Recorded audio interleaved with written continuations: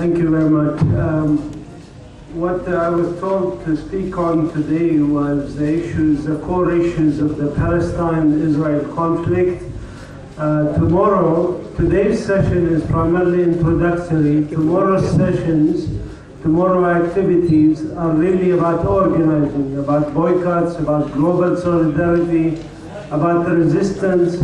So tomorrow I will also talk about popular resistance. But today I'm focusing on one subject, and that is the issues of Palestine, because some of you may know this, and I'm sorry if some of you already know some of this information, but some of you may not know some of the information.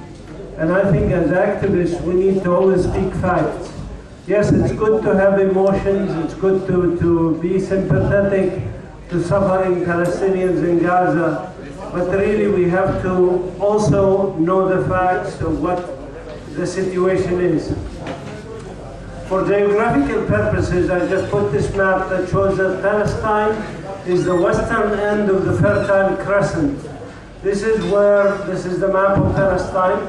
It's a geographic area that is the center of civilization as it spread from East Africa to the rest of the world.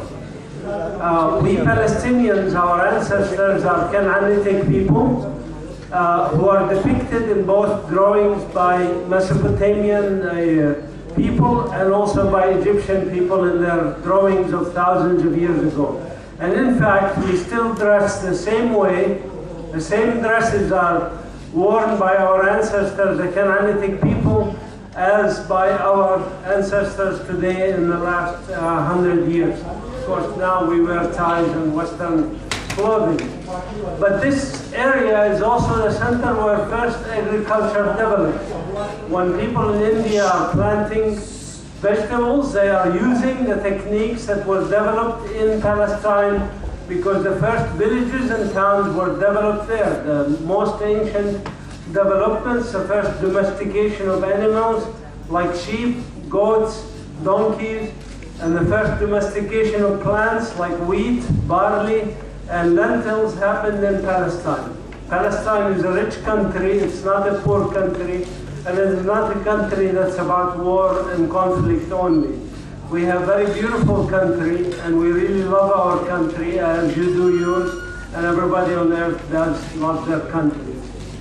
Palestine is also the center where religions were established, especially the monotheistic religions. Christianity, Judaism, Islam were spread through Palestine to the rest of the world.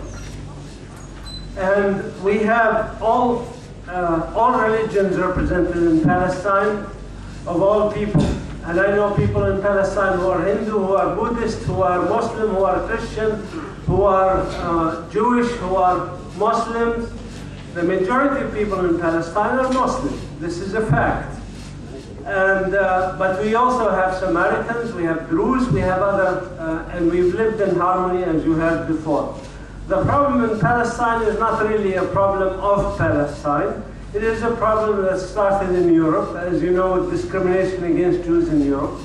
And as usual, when people are discriminated against, when they are punished, there's two responses to this. One is fight and one is flight. In America also, by the way, the black Americans, some of them chose to go and leave America because they could not live with white people, and go to Africa and set up a country called Liberia. You may have heard about that. Also in Europe, but also some blacks in America, like Martin Luther King and Malcolm X and others, fought against discrimination. So those are the two responses. You either fight discrimination or you leave it, you run away. And the Jews in Europe also had the same choices. Some of them fought against discrimination, and the Warsaw Ghetto Uprising is a good example of this, an intifada of the ghetto, if you want. And some of them chose to leave Europe and go to Palestine. The problem is that Palestine had already people there.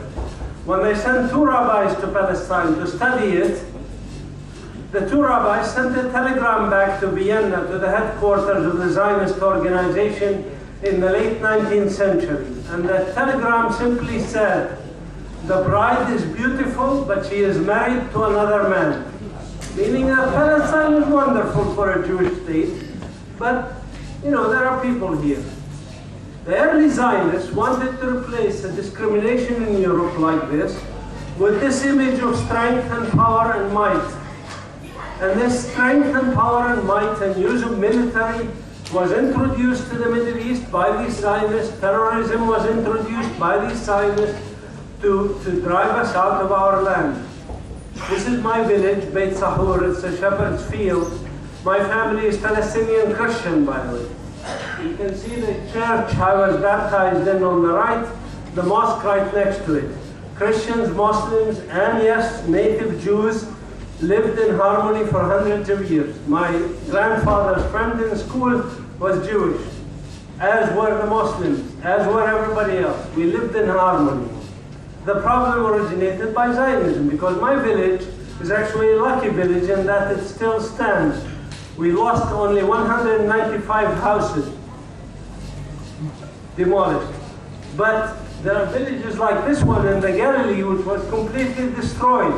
530 villages and towns you can see on this map that were wiped out when the State of Israel was founded between January 1948 and the end of 1949, creating the largest post-World War II ethnic cleansing in history. Still, the largest remaining refugee population, by the way, in the world is Palestinians.